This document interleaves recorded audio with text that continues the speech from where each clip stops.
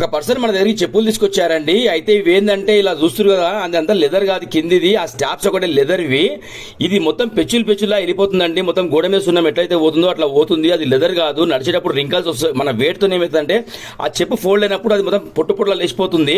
అయితే చెప్పు చూస్తే పరిస్థితి ఇట్లా ఉందండి ఇది మొత్తము.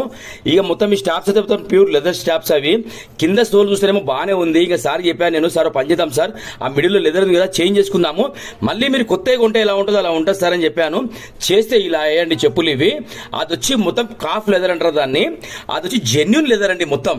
ఆ లెదర్ ని మనం ఏం చేస్తామంటే లోపల ఒక కుషన్ ఉంటుంది మన దగ్గర. ఆ కుషన్ పైన పెట్టిన తర్వాత ఫోల్డింగ్ అవుతుంది మొత్తం 4 సైడ్లు కూడా. ఫోల్డింగ్ తర్వాత మొత్తం పేస్టింగ్ వర్క్ అవుతుంది. ఆ పేస్టింగ్ వర్క్ కూడా హీట్ పేస్టింగ్ అవుతుంది. అది ఏంటంటే సార్ మళ్ళీ లేదన్నా 1 year వాడుకోవచ్చు. కానీ ఇలాంటి చెప్పులు ఏంటంటే వాటర్లో వాడొద్దు. ఎందుకు వాడొద్దు అంటే లెదర్ అనేది ఏం చేస్తుంటే వాటర్ అనేది పీల్ చేసుకుంటుంది. ఆ పీల్ చేసుకున్నప్పుడు ఏమవుతుందంటే వెళ్ళిపోతుంది. ఇక్కడ ఫింగర్ దగ్గర మీరు చూడండి అవుట్ వర్క్ కూడా అయింది, ఎక్సలెంట్ గా